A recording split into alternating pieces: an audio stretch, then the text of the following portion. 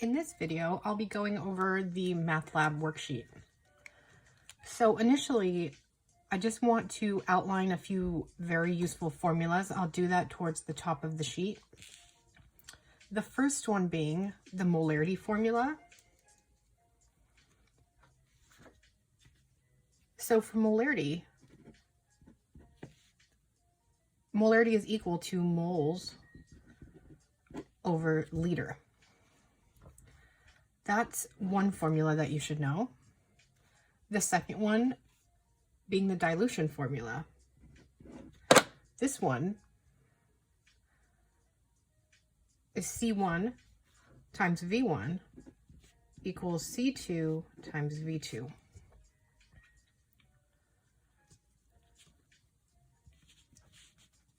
The third technique you can use would be conversions. For example, 4,500 mils is equal to how many liters?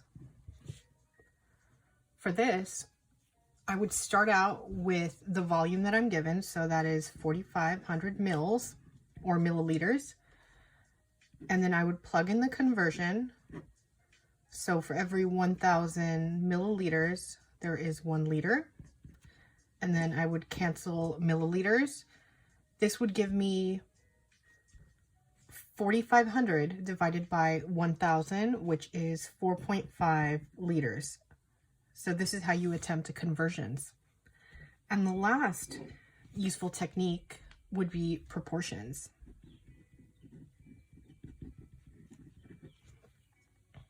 So basically, with this technique, we would just utilize cross multiplication.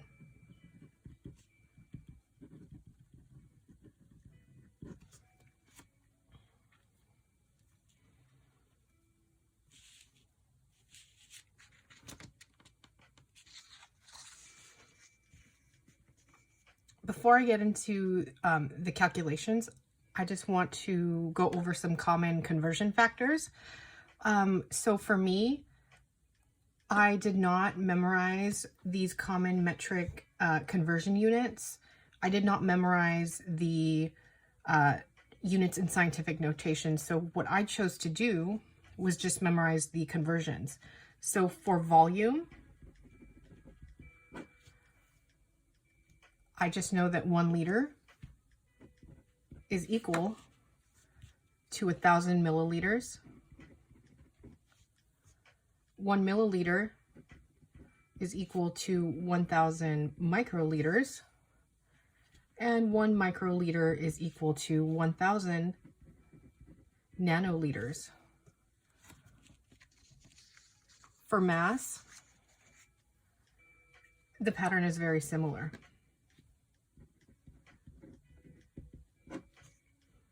One kilogram is equal to 1,000 grams.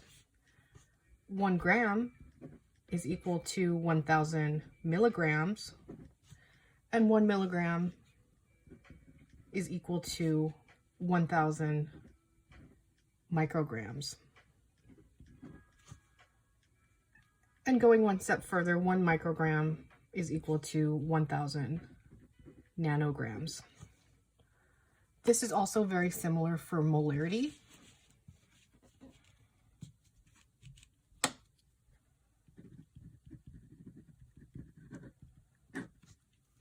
One molar is equal to 1,000 millimolar.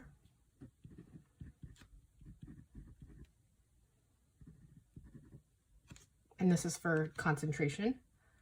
1 millimolar is equal to 1,000 micromolar, and 1 micromolar is equal to 1,000 nanomolar. For length, it does not follow that same pattern technically. So 1 meter is equal to 100 centimeters. 1 centimeter is equal to 10 millimeters. And then this makes 1 meter equivalent to 1,000 millimeters, which is just 100 times 10. Moving along to the conversions at the bottom of the first page, this is how I would attempt them. So initially, I start with the volume that I'm given. So in this case, in the first case, it's 10 millimolar. So I would begin with 10 millimolar. And then I would utilize conversions. So I would draw parentheses and a fraction. And on the denominator, I would always put on the diagonal portion on the denominator millimolar so that it could cancel out. And then of course towards the top I need to put molar because that is the unit that the answer requires. So 10 millimolar is equal to how many molar? Well, I know that the conversion is 1,000 millimolar is within 1 molar, so I would plug in 1,000 and that is in 1 molar. Cancel out millimolar, and it would be 10 times 1, which is 10, divided by 1,000, which is 0.01. And you always do want to put a 0 in front of the decimal, especially if you are working with carbon copied paper. And I'm just going to cross this out because moles is not equivalent to molar,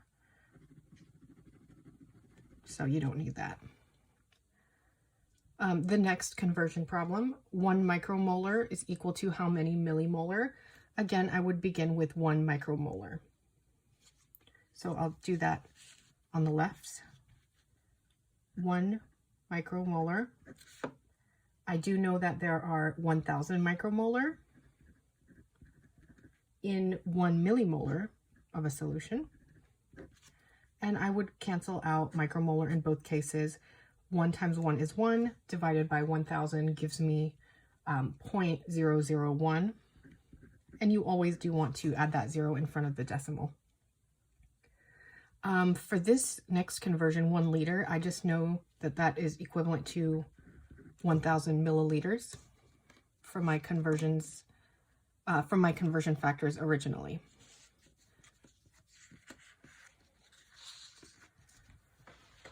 For the next problem, 0.1 liter is equivalent to how many mils?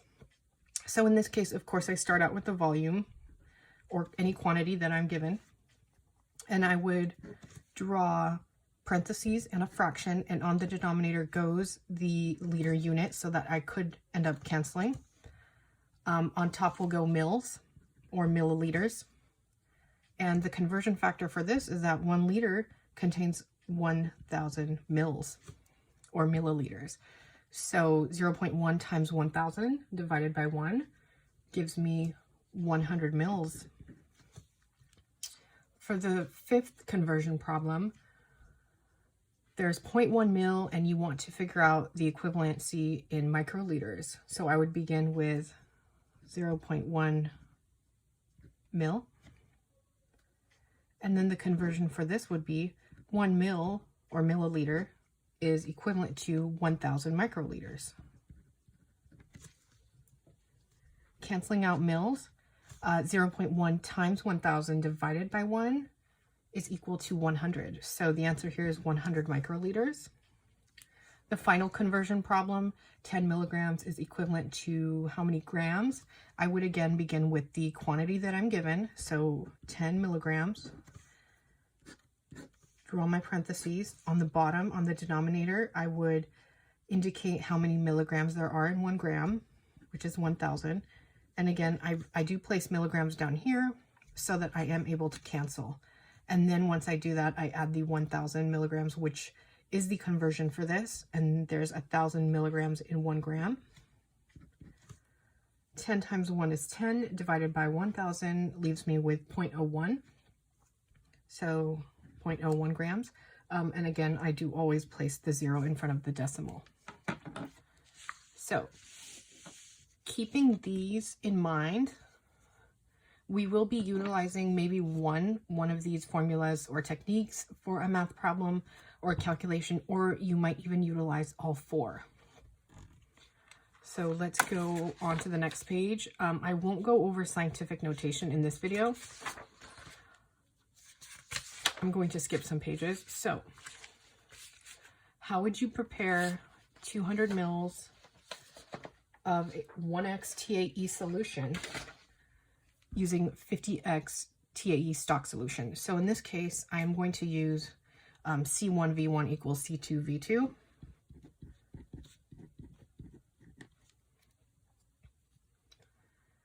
And there is a very similar formula to this, which is M1V1 equals M2V2. And you can use either or. However, for the M1V1, that is preferred that you use it for problems or calculations involving molarity. In the case that you do not have a concentration which is in molarity, you would use C1V1. And the reason for this is 50x TAE contains different chemical reagents. It contains 3 different chemical reagents of 3 different molarities, which is why you'll see the concentration unit as X. And that is because we would not, for example, take the average of 3 different molarities of 3 different chemicals, for, in this case, tris, acetic acid, and EDTA. We just use 50x. The X stands for a particular concentration. So for this problem, we would utilize C1V1 equals C2V2, and this is very straightforward. We just plug in the values and solve for the fourth value, the fourth variable.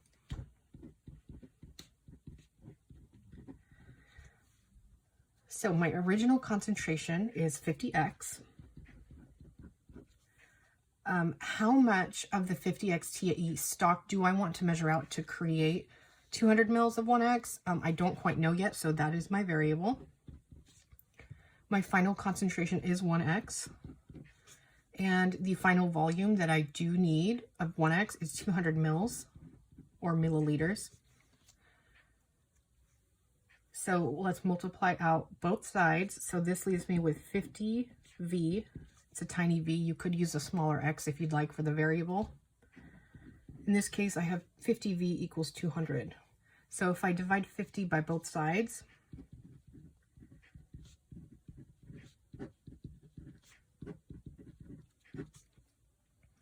V is equal to 4. So I do need 4 mils of 50x stock.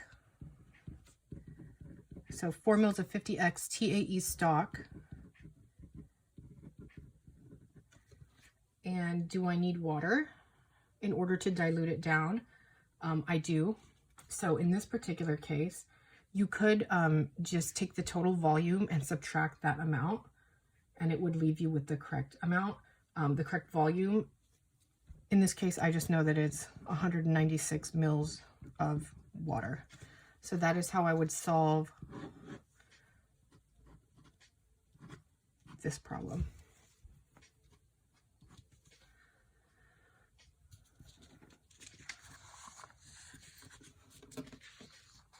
The next problem is quite involved. How would you prepare 1 liter of 50x TAE, which should contain this reagent, and then that reagent? So 2 molar tris, 1 molar acetic acid, and 50 millimolar of EDTA. And using these following items, you do need to describe every step and then keep all units the same. So ideally, I would need 2 molar tris, 1 molar acetic acid, and 50 molar of EDTA. However, that might not be what I have in stock. So it does mention here that I have dry tris in stock, I have liquid acetic acid stock, and I have 0.5 molar EDTA liquid stock.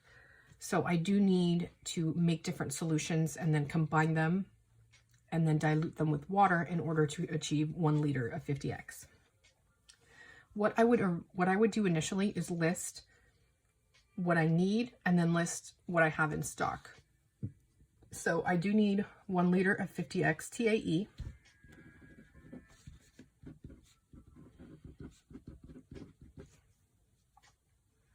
And the recipe for 50X includes these reagents. So 2 molar tris, 1 molar acetic acid,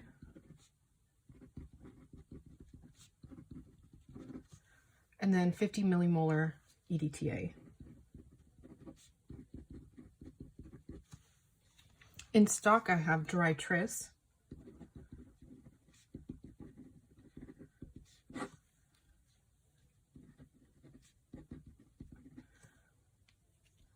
and it tells me the molar mass of tris, which is 121 grams per mole. In this case, it will be helpful for my calculation. However, if molar mass is given, it does not require you to utilize it for a calculation. But in this case, this is not a trick question, so you do need to utilize the molar mass. I also have liquid acetic acid, so I have 17.4 molar liquid acetic acid, which is quite concentrated. This is glacial acetic acid. And then I have 0.5 molar EDTA. So I'll just work with the tris to start off. I'm going to start using the molarity formula, which is capital M equals moles over liter.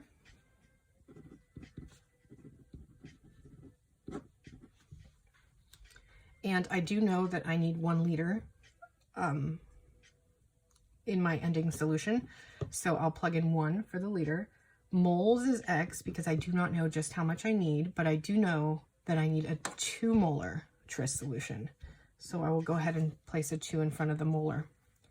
The next thing I like to do is remove the denominator. So I will multiply the denominator to both sides. This cancels out my denominator.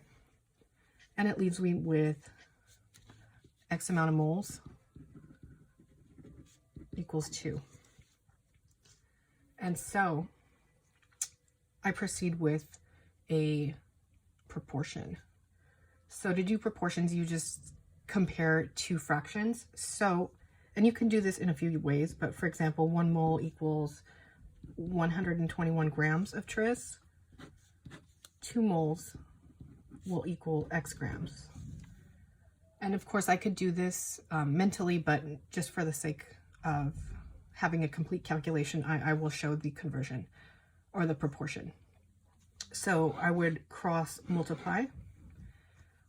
1x equals 2 times 121 grams.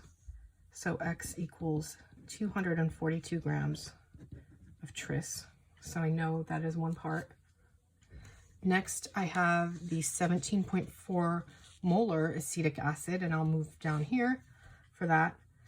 For this, I would need M1V1 equals M2V2. And so my original molarity for acetic acid is 17.4 molar. My final molarity is 1 molar, according to the problem. And the volume I need, I'm not quite sure. The final volume, though, I do know is 1 liter. However, I will plug it in as milliliters, so I will plug in 1,000 milliliters. And the reason why that is, I could plug it in as 1 liter, however, my answer will be in liters. So because it's easier to visualize the answer in mils, if I'm truly making up this solution, I will always complete these most of the time in milliliters so that my answer is in milliliters. Therefore, I can visualize that and measure out how much acetic acid I would need in mils. So 17.4 times the variable equals 1,000. Dividing both sides by 17.4 tells me the amount in mils that I need of the very concentrated acetic acid in order to later on dilute it. And that is 57.5 milliliters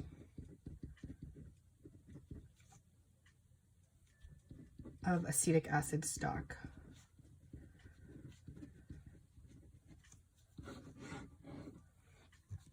Finally, I have EDTA.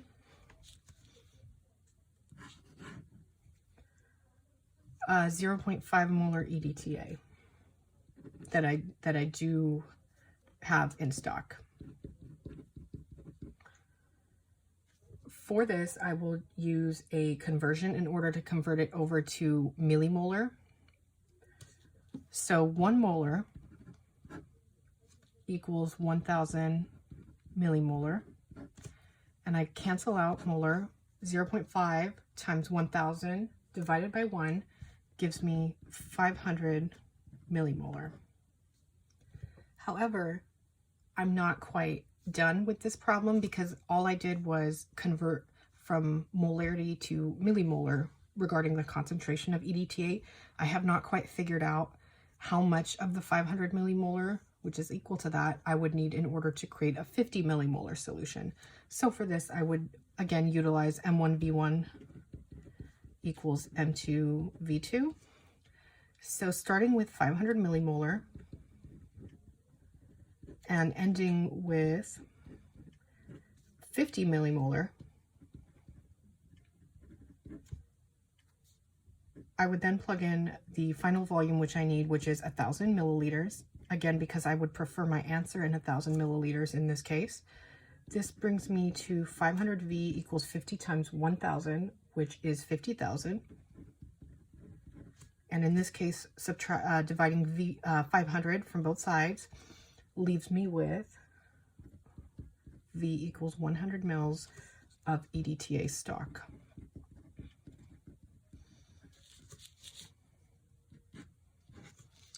So this is not where I would stop for this problem because initially it does ask me to describe every step and be careful to keep all of the units the same. I have kept all of the units the same. And I won't write all of the steps, but basically I would initially dissolve 242 grams of tris in water. And since I need 1 liter of 50X, I might dissolve the tris in 600 mils of water, for example. The only reason is it might not dissolve that well in 300 mils of water. So I would initially dissolve the amount of dry tris in water, and I would make sure to write this particular amount into 600 mils of water. Next, I would add the 57.5 mils of acetic acid, and then I would add the 100 mils of EDTA stock, and I would stir, and then I would bring up the volume, whether it's 700 or 800, I would bring it up to 1 liter with deionized water. So that is how I would attempt this problem. Now, I will be not going over statistics or standard deviation in this video.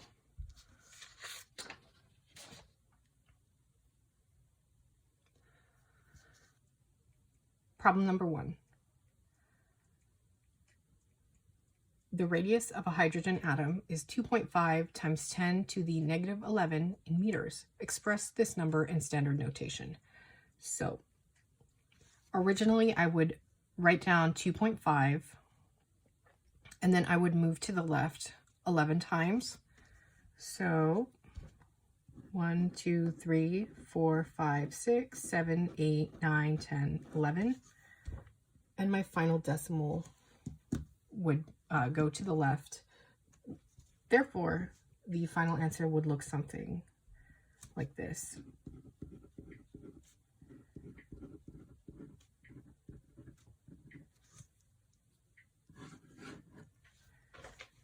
Next problem.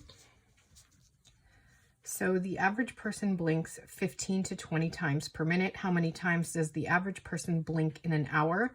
Put your answer in scientific notation. So beginning with 15 times per minute, 15 blinks, I would utilize conversions for this problem. I would begin with 15 blinks per minute. This is per 1 minute. And then I would add parentheses. And on the denominator side, I would add 1 hour. In the numerator, I would add 60 minutes. And this is because this is the conversion factor that I am using. So because I am going to have my answer be blinks per hour, I need to convert 1 minute to 1 hour. So minute is on the denominator side in this case, so therefore I will make sure minutes are diagonal. And this will allow me to cancel them.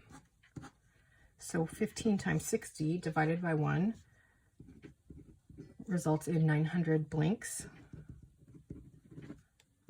per hour. And in scientific notation, this would be 9.0 times 10 to the negative 2 power blinks per hour. The next part of this problem mentions 20 blinks per minute.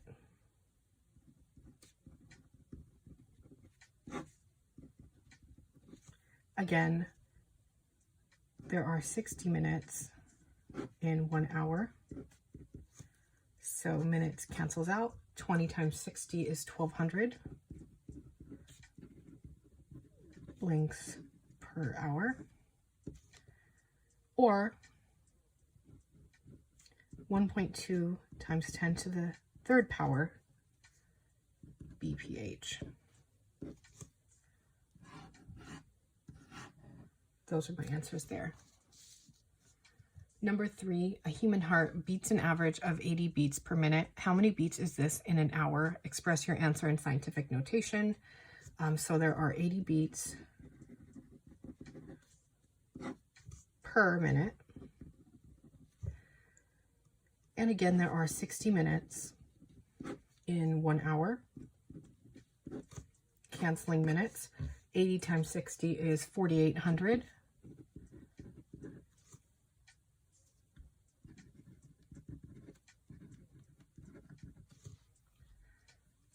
So I would go towards the end of the number and then move my pen to the left until I have one number in the tens place.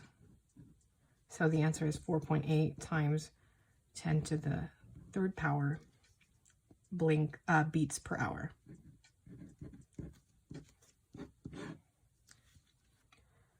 So moving on to question number 4. How many heartbeats is this in a day? Put your answer in scientific notation. So 4,800 beats per hour.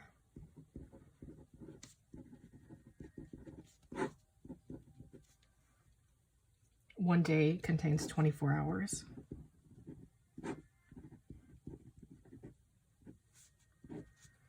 Hours cancels.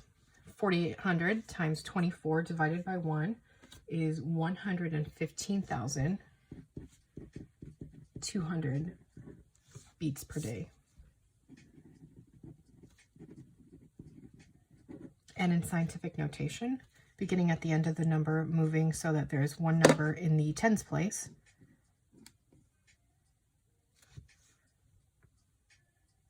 (1.152) times 10 to the fifth power. And this is positive.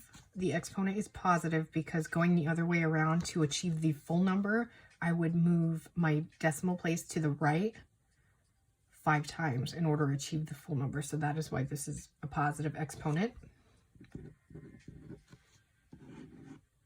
So that is the answer for number 4.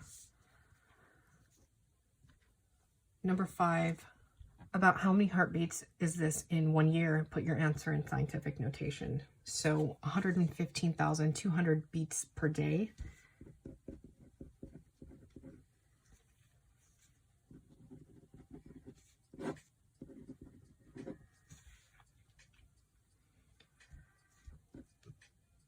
So in 1 year, there are 365 days.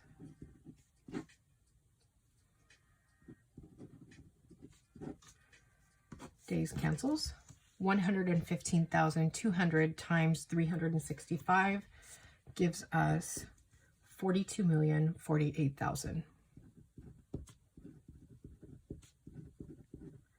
And that's beats per year. In scientific notation, this would be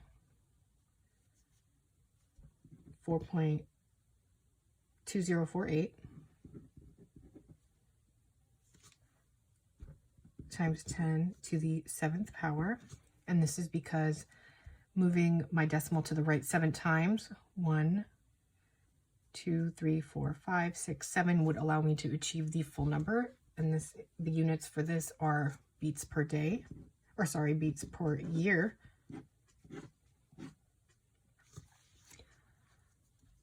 Question 6, about how many heartbeats is this in 80 years? Put your answer in scientific notation. So beginning with the full amount, which is 48,048,000 beats per 1 year. And I would just fill in 80 years. There is really no conversion here. So this amount multiplied by this amount gives me 3.36 times 10 to the 9th power beats per 80 years. And I'm not going to bother writing out that full amount.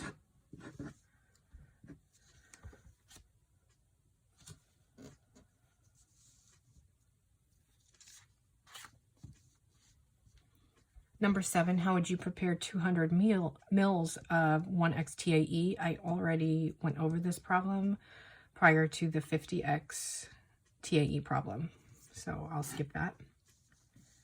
Number 8, how much stock would you need in order to prepare 100 mils of a 0.25 millimolar solution of sodium hydroxide? And for this, I would use the dilution formula, and specifically, I would use the M1V1 equals M2V2 formula. My stock is 8 molar, so I would plug in 8 molar. The amount that I need, I'm not quite sure what that is. The final molarity would be 0.25 millimolar.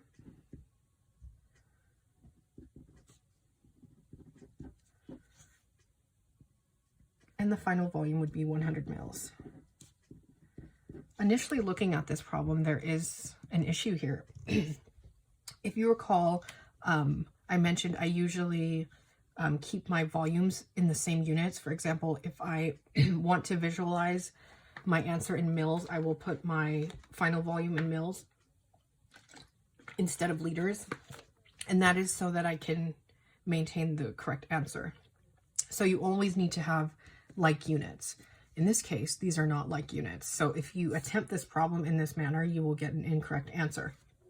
What you will need to do is either remember this, or once you fill this in, you catch that mistake and then you alleviate it by either converting this amount to molar or converting this amount to millimolar. So for me, I'm just going to convert that amount into molar. So 0.25 millimolar. I do know that there are 1,000 millimolar in 1 molar. 0.25 times 1 divided by 1,000 gives me 0.0025 molar, and that is the equivalent amount. So I'm just going to adjust that. So 8 molar times V equals 0.00025 millimolar, molar times 100 mils. So 8V equals this amount times 100, which is 0.025. Dividing both sides by 8, this singles out my variable.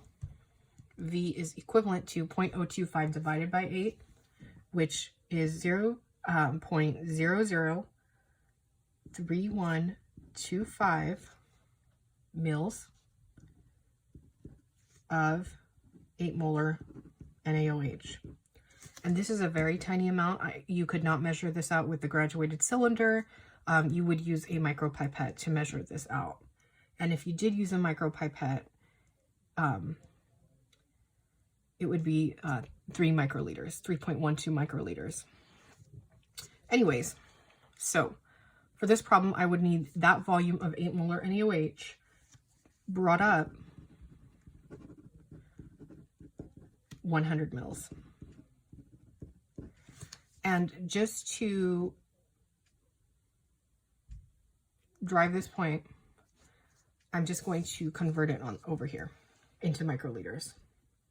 So 0.003125 mils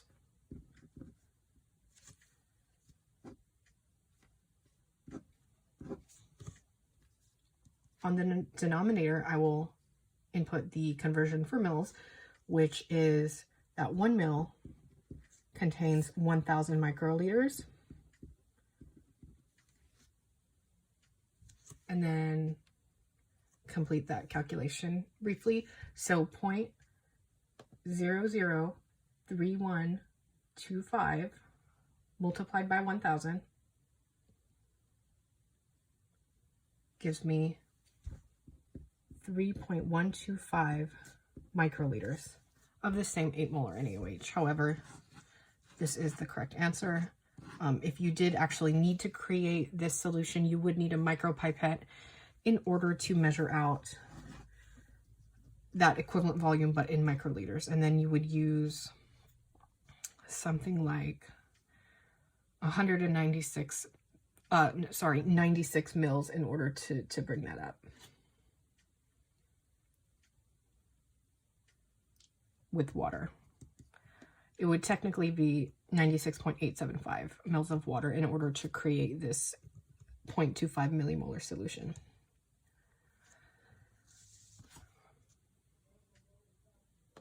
Problem 9, you need to prepare a copper sulfate solution for one of your experiments. Copper sulfate is a dry chemical with a molecular weight of 160 grams per mole. How would you prepare 500 mils of a 2 millimolar solution? So this is a longer problem. It does give me these pieces of info. Initially, what I'm going to do is get rid of 2 millimolar and convert it into molar. I prefer working with molar. So 2 millimolar copper sulfate. I do know that there are 1,000 millimolar in 1 molar. Canceling out millimolar, 2 times 1 is 2 divided by 1,000 gives me 0.002 molar copper sulfate. Using this, I will plug this amount into the molarity formula, which is capital M equals moles over liter. And I will plug in 0.002 in front of the M. My moles is X because I'm not quite sure how much I need to measure out. And then the amount in liters, the volume will be 0.5 because sometimes I like working with milliliters, but for this formula, it is required that you use liters. So 500 mils is equivalent to 0.5 liters. I know that, so I'm just going to plug that in. Now, to get rid of the denominator, I will multiply this volume by both sides. It will remove my denominator. So the X amount in moles is equal to 0.002 times 0.5, which is equivalent to 0.001 moles of copper sulfate. And MOL is the same as MOLE, is the same as MOLES for plural. However, capital M is different because this is a unit of concentration. So although I do have my amount in moles, 0.001 mole of copper sulfate, I'm not quite complete with this calculation because I do need a dry amount of copper sulfate. So I will utilize conversions. So I will need 2 fractions so that I can compare them. And I know that 1 mole of copper sulfate equals 160 grams, which has been given to me. And I do need 0.001 mole of copper sulfate. And that is X grams. I'm not quite sure how many grams. So I will cross multiply. So 1 times x is equal to 0.001 times 160.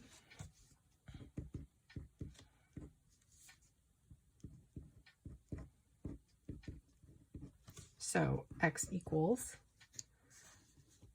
0.16 grams of copper sulfate. And this is per 500 mils of water.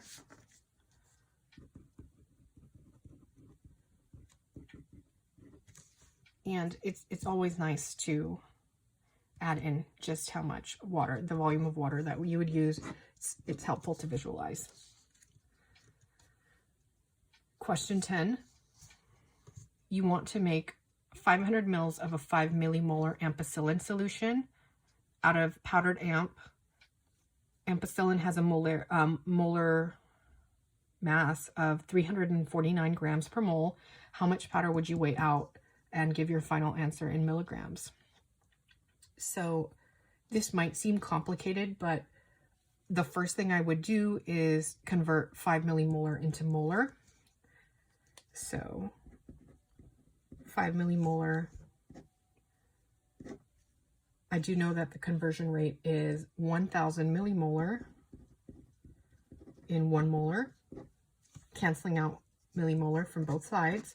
5 times 1 is 5 divided by 1000 gives me 0.005 molar ampicillin.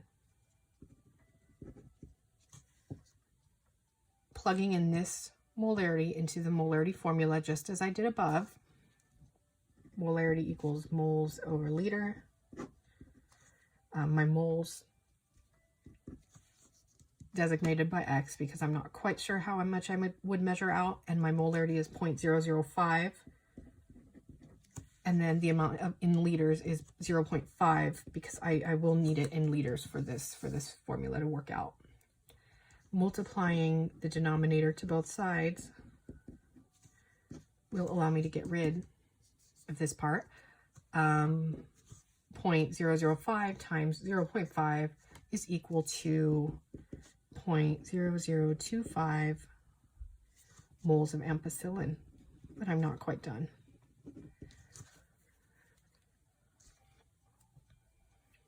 Utilizing conversions would be the next step here.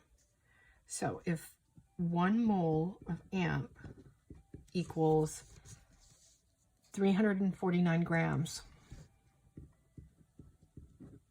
then 0.0025 moles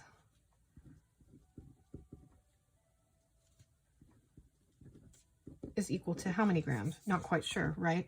So cross multiply 1x,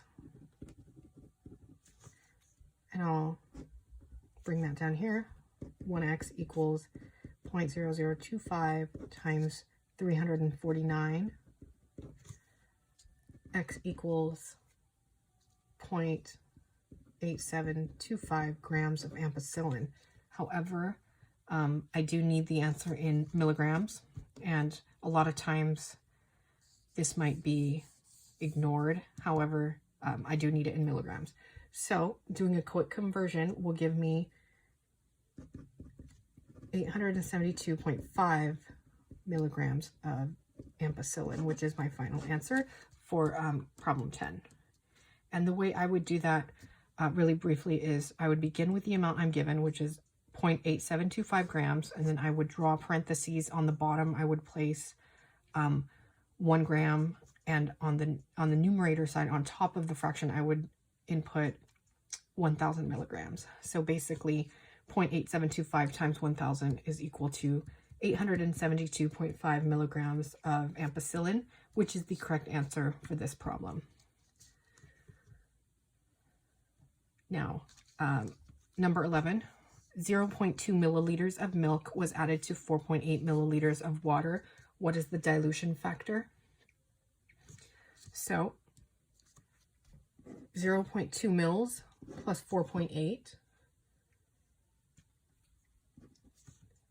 Adding those two gives me 5 mils. And 5 mils over 0.2 mils, which is the amount of milk in the total solution. 5 divided by 0.2 is equal to 25. So 25 is and the dilution factor would be that, or you can write it in as 1 to 25. So 1 part per 25 total parts. And I'll write that in this quarter. So 0.2 is 1 part of 25 total parts. This is not typically an exam question.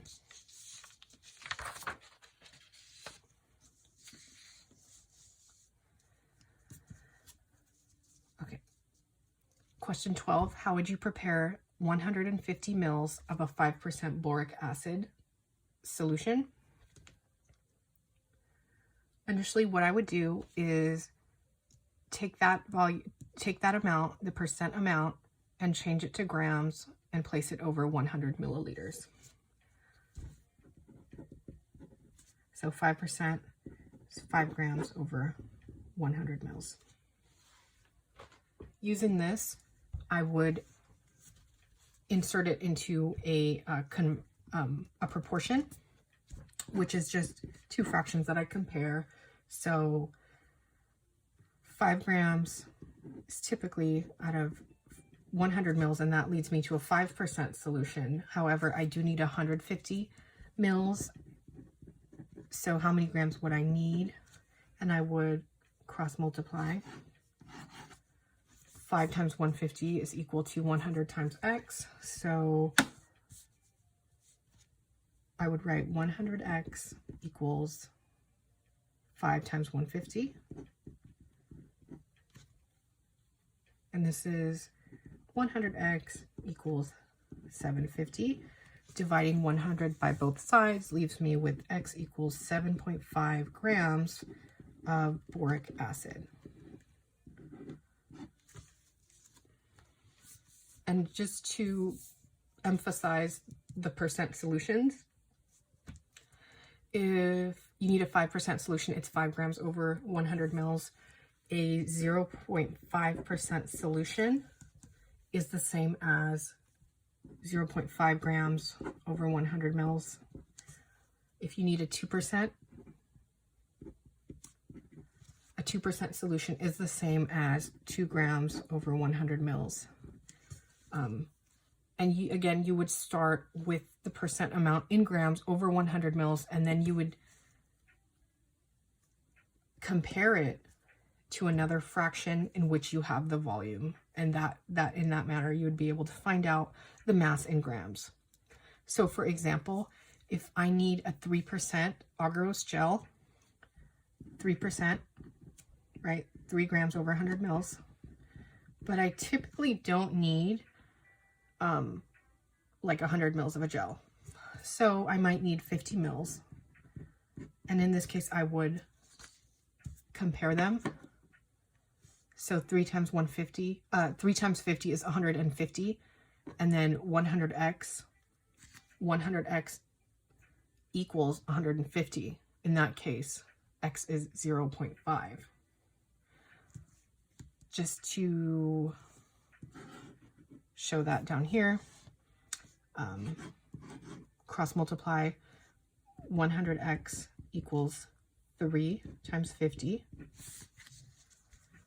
So 100x equals 150 divided by 100 on both sides.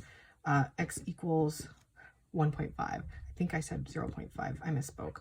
1.5 grams of agarose. In 50 mils would be a 3% solution. Anyways, problem 13 is quite long, but it's pretty straightforward. I'm just going to circle some of the data points. So Donald is a 50-year-old male with a long history of bipolar disorder, and we want to figure out his morning and bedtime doses. So initially, what I will circle is certain key pieces of info, which is that Donald weighs 90 kilos.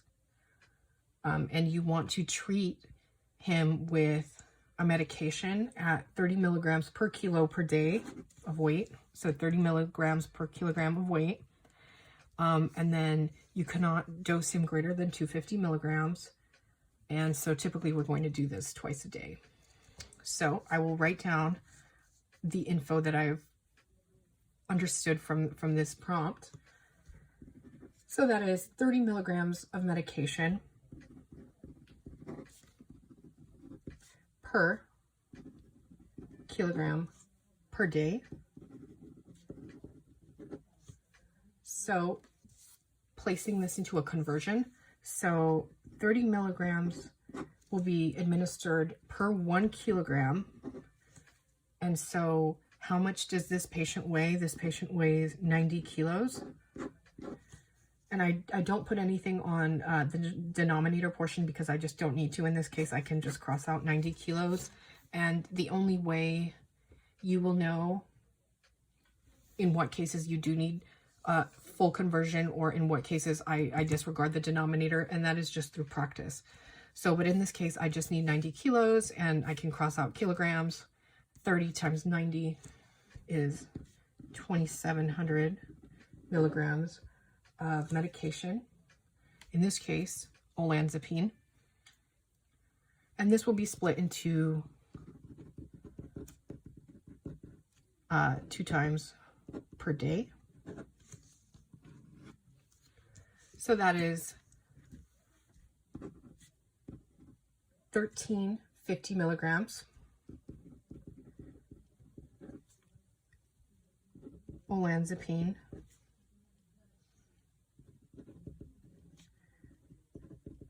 in the morning, and then 1,350 milligrams Olanzapine in the evening. And that would be my final answer. And I always do make sure to include units and make sure to include whatever the medication is or whatever the chemical compound is. Moving on to question 14.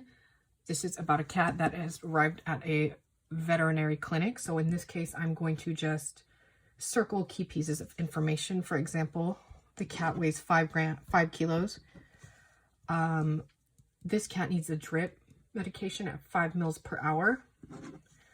And the concentration of the medication needs to be 0.3 milligrams per mil. And I do need to prepare 250 mils of a dopamine drip.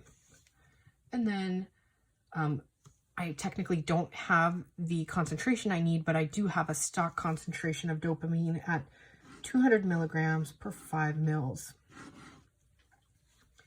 And so what do I do if I need to create 250 mils of saline? So it tells me stock concentration is 200 milligrams per 5 mils. And so that's kind of like 40 milligrams per mil, right? Which is fine. Now I'm just going to quickly list the key pieces of info that I have, and then I will plug them into a formula. So it's a 5 kilogram cat. I need a 5 mil per hour drip, and that's indicated here. So 5 mils per hour, and that's the IV drip. Next, drip concentration. So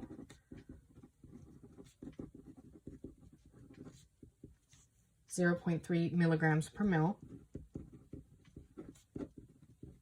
And this is the final concentration, right? So this is kind of foreshadowing what formula I will end up using. The stock concentration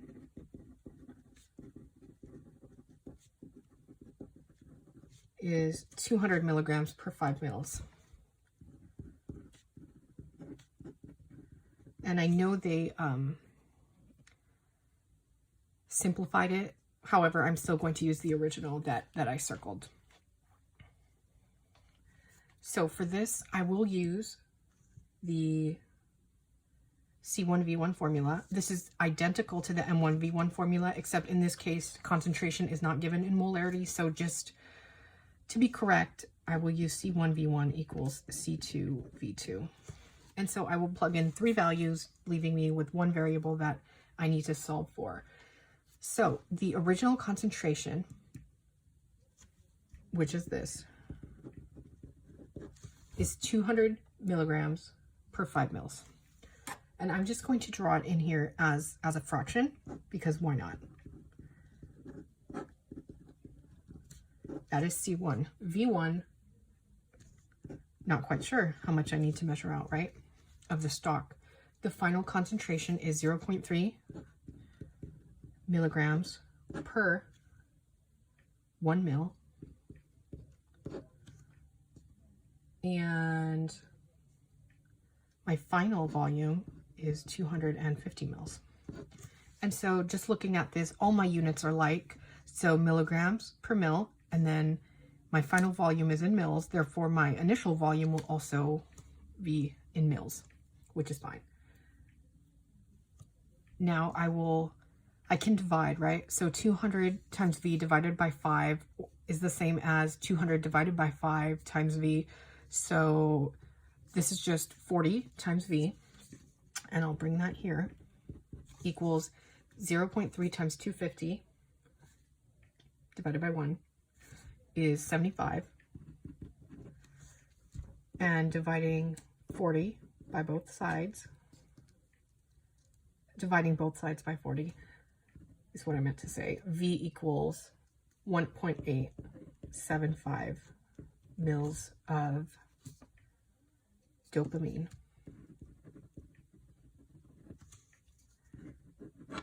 So that is the answer for problem 14.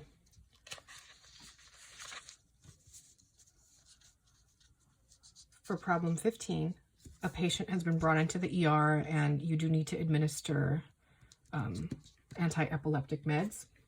So I will circle key pieces of info. For example, the weight of the patient, who weighs 130 pounds, and the dosage will be at 15 milligrams per kilo, and 1 kilogram is equal to 2.2 pounds. So I have the weight of the patient in pounds, which is 130. And here I'll decide to use conversions. So if 2.2 pounds is equal to 1 kilo, I wonder how many kilos are equal to 130 pounds. So this remains as X kilos. And we would cross multiply. So 2.2x equals 130. Divide both sides by 2.2. And then 130 divided by 2.2 gives me 59.09 kilograms. So this is the weight of the patient. However, I'm not quite done. I do know that I need to administer a dosage at 15 milligrams per kilo. So dosage is 15 milligrams per kilogram. It's done simply. This would be 59.09 kilos times 15 milligrams of medication. And so 59.09 times 15 gives me 886.35 milligrams of the anti-epileptic medication. Moving on to question 16.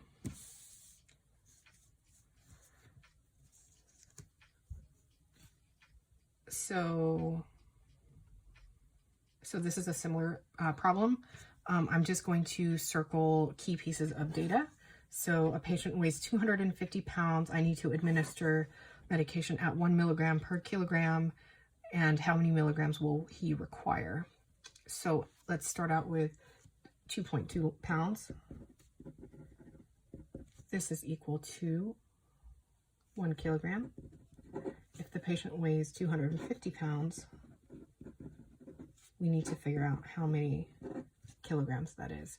So cross multiplying, 2.2x is equal to 250 pounds. dividing both sides by 2.2. X equals 113.64 kilograms. And if the dosage is 1 milligram per kilogram,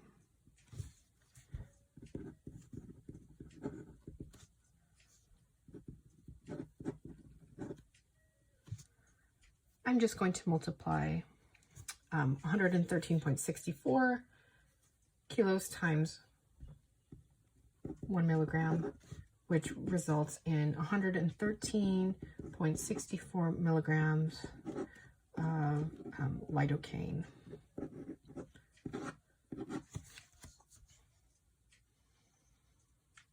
So questions 17, 18, and 19, these are just determination of molar mass, which is super straightforward. What is the molar mass of water? So water is H2O. There are 2 hydrogens and 1 oxygen. For hydrogen, the molar mass is equal to 1.01 grams. In this case, I have 2 hydrogens, so that gives me a total of 2.02 grams. And then 1 mole of oxygen weighs 16.00 grams, which gives me a final mass of just 16.00 grams because I have only 1 mole of oxygen. Adding these two together gives me 18.02 grams of water. And technically, if you want to be correct, it's grams per mole. What is the molar mass of carbon dioxide? So carbon is 12.01. And I do only have 1 carbon in this case, so my final mass of carbon is just 12.01 grams. Oxygen is 16 grams per 1 mole. And I do have 2 oxygens, therefore I have 32 grams of oxygen. Adding these 2 masses together gives me 44.01 grams per mole. 19. What is the molar mass of this particular sugar? So C6H10O5 equals a particular mass. So starting with carbon, carbon is 12.01 grams per mole. In this case, I do have 6 carbons. So 12.01 times 6 is 72.06 grams. So hydrogen has a mass of 1.01 grams. So for 10 hydrogens, I would have 10.10 grams. And then oxygen has a mass of 16 grams. Therefore, for 5 oxygens, I would have 80 grams.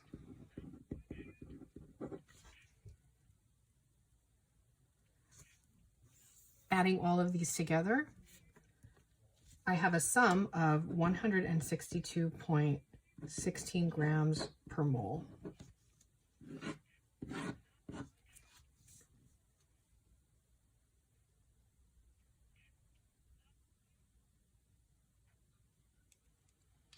For question 20, you extract RNA from the skin cells of your cat or dog.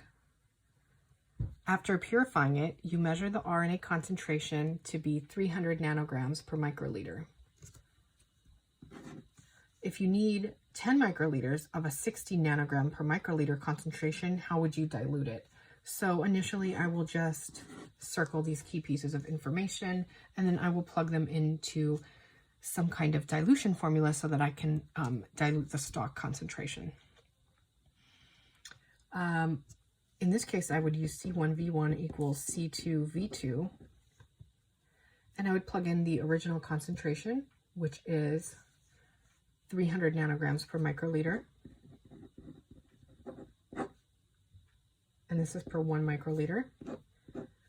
In this case, I do not know the amount in microliters for V, so I will just leave that variable there. The final concentration is 60 nanograms per microliter.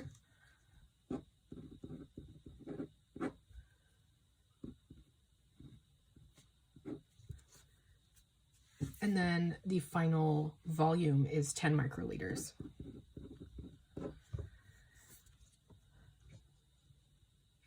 So 300 times V divided by 1 is just 300 V.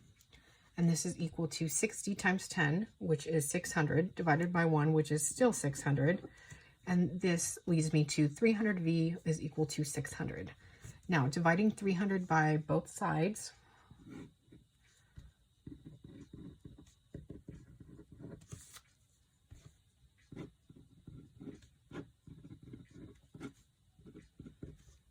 V equals 2, and this is 2 microliters of the concentrated RNA.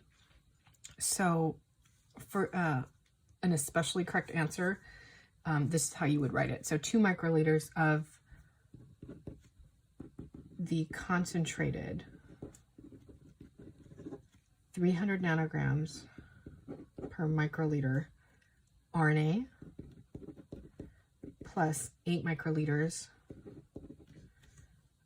of DI water, or ultra pure. And this is so that the 2 microliters plus 8 microliters would result in 10 total microliters, which is what I do need. Now for the next problem, problem 21, it mentions groundwater, and groundwater contains 2 substances, potassium nitrate and magnesium sulfate. So there are 2 pieces to this problem. So there's 1.5 millimolar potassium nitrate, and it gives me the molar mass of potassium nitrate. And there's also 0.01% magnesium sulfate, and it gives me the molar mass of magnesium sulfate, and it asks me how many grams of each substance occur in 125 mils of groundwater. So initially I do see millimolar, and the first thing I do want to do is get rid of millimolar and convert it to molar or molarity. So 1.5 millimolar potassium nitrate. So I'm just going to start off with potassium nitrate. So 1.5 millimolar KNO3. And I'm going to plug in a conversion. I do know millimolar to molar, so 1000 millimolar is equal to 1 molar, cancels out millimolar because it's diagonal, and 1.5 times 1 is 1.5 divided by 1000 is equal to 0.0015 molar KNO3, and this gives me just the concentration in molarity, which I can work with. Now, I do need to plug this in. This is very similar to the ampicillin problem. I do need to plug this into the molarity formula, which is capital M equals moles over liter. So I'm going to add in 0.0015 and then the amount in liters. So it does call for me to figure out just how much potassium nitrate is in 125 mils, which is 0.125 in liters. So 0.125, and that's just because I know if I move the decimal to the right 3 times, I will have the equivalent amount in liters.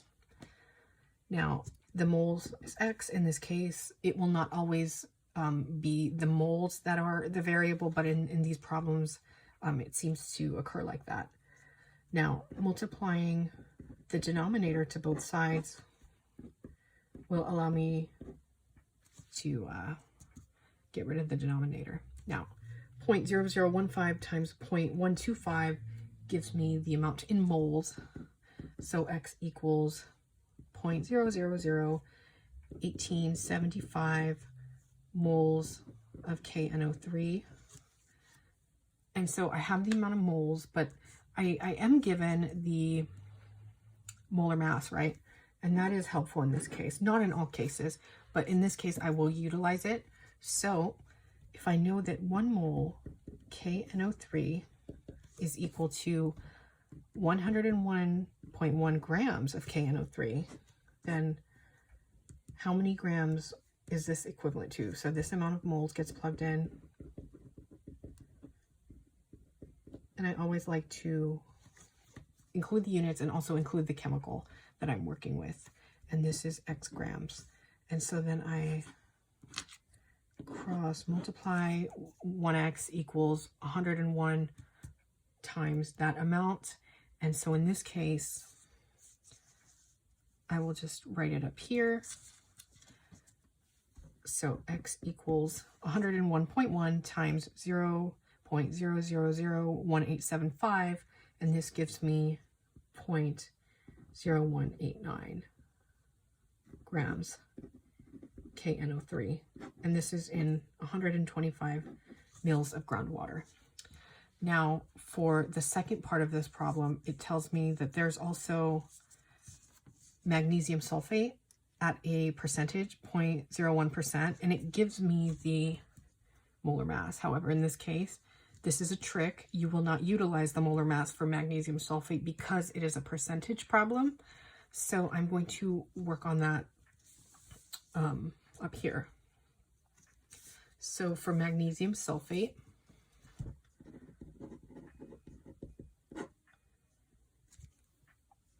it's 0.01%, and I know to just change the percent to grams and place it over 100 mils.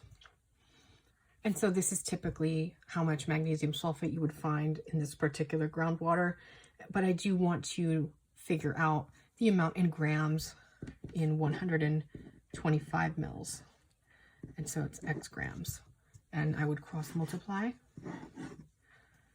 This leads me to 100x equals 0.01 times 125,